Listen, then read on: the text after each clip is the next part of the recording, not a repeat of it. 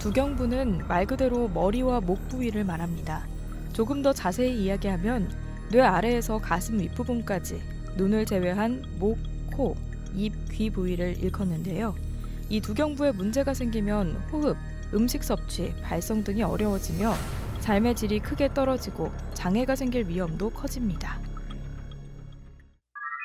구강을 포함하여 안면부의 결손 부위 재건을 위해 시행하는 수술입니다.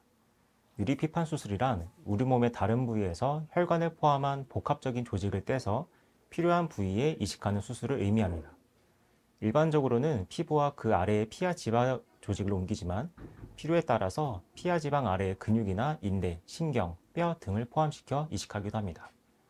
예를 들어 두피나 코처럼 피부가 얇은 부위를 재건할 때는 피부와 얇은 피하 지방 조직을 이식합니다. 반대로 광대뼈를 포함하여 큰 결손이 있거나 혀의 대부분을 재건해야 하는 경우에는 두꺼운 조직을 이식해야 합니다. 또 턱뼈를 포함하여 큰 결손이 있는 경우에는 턱뼈를 대신해 줄 수 있는 뼈를 포함하여 복합적인 조직을 이식해야 합니다. 진행된 두경부암의 절제 수술을 시행하면 수술 부위에 재건을 필요한 결손이 발생합니다. 현재 재건 수술의 방향은 유리피판을 이용한 기능적 재건이 가장 많이 시도되고 있는데요. 유리피판 수술이란 몸의 다른 곳에서 피부, 근육, 골 조직 등의 혈관이 붙어있는 상태로 떼어낸 다음 현미경을 이용해 두경부의 적절한 혈관과 직접 문 앞에 옮겨온 조직을 결손 부위에 생착시키는 수술입니다. 다양한 시점에서 수술을 결정할 수 있습니다. 이비인후과와 안과, 신경외과를 포함하여 두경부 수술이 예정인 환자에서 수술 후 광범위한 조직의 결손이 예상될 경우 수술 전에 미리 성형외과와 협업을 시행하게 됩니다. 이 과정에서 필요한 조직의 특성을 파악하고 사전에 준비를 시행합니다. 이 경우에는 공동으로 수술을 진행하여 한 번에 재건 수술까지 이루어지게 됩니다. 또 다른 경우로는 수술 후에 발생하는 합병증에도 두경부 유리피판 수술이 사용될 수 있겠습니다. 약간의 살점이 떨어져 나가는 것과 같이 결손이 얕고 그 크기가 작으면 시간이 지나면서 살이 저절로 회복됩니다. 하지만 결손 부위의 깊이가 깊어 뼈, 인대, 힘줄과 같은 심부 조직이 노출된 경우는 저절로 회복되길 기대하기는 어려운데요. 이 과정에서 뼈와 같은 심부 조직에 감염이 발생해 골수염으로 진행할 수도 있으며 이러한 감염이 전신으로 퍼지게 되면 폐혈증으로 이어질 수 있는 위험 부담이 크기에 유리피판 수술을 고려하게 됩니다. 결손 부위에 필요한 특성을 고려하여 결정합니다. 필요한 조직의 넓이와 두께를 고려해야 하고 신경이나 뼈, 근육이 필요할지 파악해야 합니다. 이를 통해서 적합한 공유부, 즉 조직을 떼는 부위를 결정합니다. 예를 들어 아래팔의 손목 부위를 이용할 경우에는 얇은 피부와 두껍고 긴 혈관을 얻을 수 있다는 장점이 있습니다. 하지만 조직을 채취한 뒤 허벅지에서 피부 이식이 추가로 필요한 경우가 많고 손과 가까워 보여지는 부분이기 때문에 미관상 불리한 부분이 있습니다. 다음으로 허벅지를 이용할 수 있습니다. 허벅지는 매우 넓고 큰 조직을 얻을 수 있고 신경이나 근육을 같이 활용할 수 있으며 무엇보다 흉터가 보이지 않는다는 장점이 있습니다. 하지만 색과 질감이 차이가 나고 털이 나는 부위이기 때문에 이식 후에 제모를 해줘야 하는 경우가 있습니다. 사타구니 조직을 이용하는 경우에는 얇고 넓은 조직을 얻을 수 있고 골반뼈를 이용할 수 있다는 장점이 있습니다. 하지만 색이 어둡고 역시 털이 날 수 있으며 혈관이 작고 짧다는 단점이 있습니다. 또 등 조직을 활용할 수 있습니다. 등의 경우는 적당한 두께의 피부와 두껍고 긴 혈관을 얻을 수 있으며 제모가 필요 없다는 장점이 있습니다. 필요시 어깨뼈를 일부 사용할 수 있습니다. 다음으로 종아리 조직을 이용하는 방법도 있습니다. 이 방법은 충분한 뼈 조직을 이용할 수 있어 턱뼈를 재건하는 데 매우 유용한 방법입니다. 이 외에도 복부를 이용하거나 엉덩이, 팔꿈치 등 여러 부위의 조직을 활용할 수 있습니다. 최근 수술 방법의 발전으로 유리피판 수술 성공률도 높아지고 있습니다. 이러한 높은 성공률을 기대하기 위해서는 수술 전 유리피판을 선택하기 전에 필요한 조직의 양과 조직의 종류, 신경지배의 필요 여부, 예상할 수 있는 기능적 장점, 공여부 장애 정도, 환자의 전신적인 상태, 수술 시 환자의 위치, 공여부의 위치, 수술 시간, 수술 기법 등에 대해 알아두어야 합니다. 의료진은 수술 전에 여러 진료과와 상의를 통해 재건에 필요한 조직을 예상하고 평가합니다. 평가 과정은 초음파나 MRI 촬영을 이용하여 조직의 특성을 파악하고 조영제를 이용한 CT 촬영을 통해 혈관의 상태를 확인하는 등 여러 가지 과정을 거칩니다. 또한 자세한 신체 진찰과 문진을 통해 적절한 수술 방법을 계획합니다.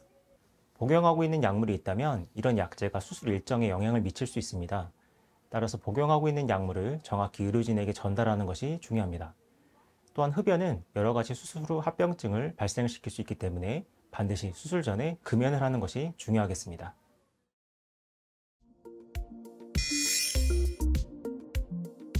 두경부 유리피판 수술의 공여부에 대해서 살펴보겠습니다. 쉽게 말해 이식할 조직을 떼는 곳을 공여부라고 하는데요. 이 공여 부위의 첫 번째 조건은 적절한 혈액을 공급할 수 있는 큰 혈관이 있는 부위여야 합니다. 피판의 혈류 공급은 이 혈관 하나에 의존하게 되기 때문에 이 혈관경이 충분한 혈류를 피판에 제공해주지 못하게 되면 피판의 부분 괴사, 완전 괴사 등이 발생하게 됩니다. 공여 부위의 두 번째 조건은 공여부의 결손부는 1차 봉합술 또는 간단한 피부 이식 수술로 해결할 수 있어야 합니다. 결손 부위의 재건을 위해 피판을 획득하게 되면 공여부에는 결손 부위와 동일한 결손이 발생하게 되는데요. 공여부의 연부 조직 결손이 해결되지 않는다면 재건 수술의 의미가 없게 됩니다. 통상적으로 두경부 유리 피판 수술의 성공률은 92%에서 98%입니다. 5.1%의 환자들에서 봉합한 혈관에 문제가 발생합니다. 그 중에 정맥 혈전증이 52.3%로 가장 많이 발생한다고 알려져 있고 혈관에 문제가 발생한 경우에는 재문합이 필요하게 됩니다. 물론 두경부 유리 피판 수술이 모든 경우에 가장 적합한 수술은 아닙니다. 간단하게 피부 이식으로도 충분히 좋은 결과를 얻을 수 있는 경우가 있고 주변 조직을 활용하는 국소 피판 수술 역시 좋은 결과를 기대할 수 있는 수술 방법입니다. 일반적으로 유리 피판 수술은 수술 시간이 길고 회복 기간이 길다는 단점이 있기 때문에 수술 전 충분한 면담과 검사를 통해 적응증에 따라 적절한 수술 방법을 선택하는 것이 매우 중요하다고 할 수 있겠습니다. 유리 피판을 공여부에서 떼는 순간부터 피판에는 혈액이 전달되지 않게 됩니다. 따라서 빠르게 다시 혈류 공급을 제공해 주어야 하는데요. 피가 피판으로 들어가는 길과 피가 피판에서 나가는 길을 만들어 주어야 합니다. 동맥은 혈액이 피판으로 들어가 피판에 산소와 에너지를 공급해주고 정맥은 피판에 들어갔던 혈액이 나오는 길입니다.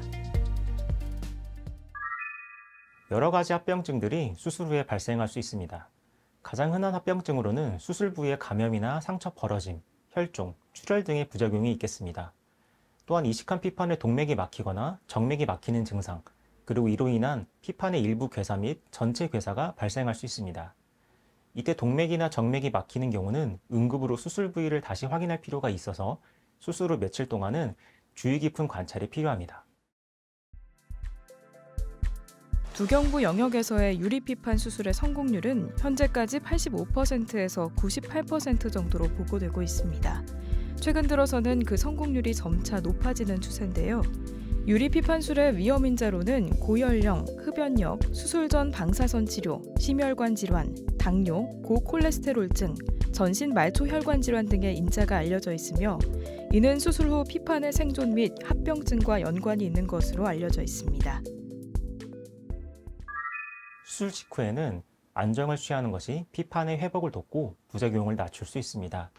또한 수술부의 통증이나 불편감이 심할 경우에는 빠른 회복과 안정을 위해 적절한 진통제를 사용해야 하고 부작용 발생 여부를 반드시 확인해야 합니다.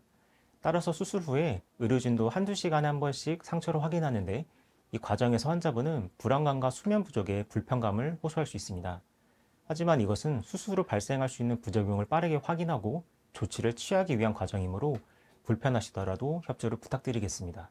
그 외에도 흡연이나 음주같이 일반적으로 수술 후에 주의해야 할 것들은 동일하게 지켜주셔야겠습니다. 여기서 잠깐 잘못된 의학 상식을 바로잡아 건강도 지키고 상식도 키우는 Yes or No.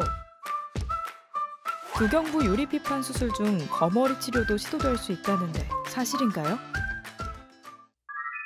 Yes와 No 모두 가능하겠습니다. 의료용 거머리는 생소할 수 있지만 FDA 승인을 통과한 치료 방법입니다. 정맥의 기능이 떨어져 있는 경우 또는 혈류의 흐름이 원활하지 않거나 허혈에 의한 손상이 있는 경우, 마지막으로 미세혈전이 발생한 경우에 거머리는 유용하게 사용될 수 있습니다. 잘못된 의학상식 깨치기 Yes or No 두 번째.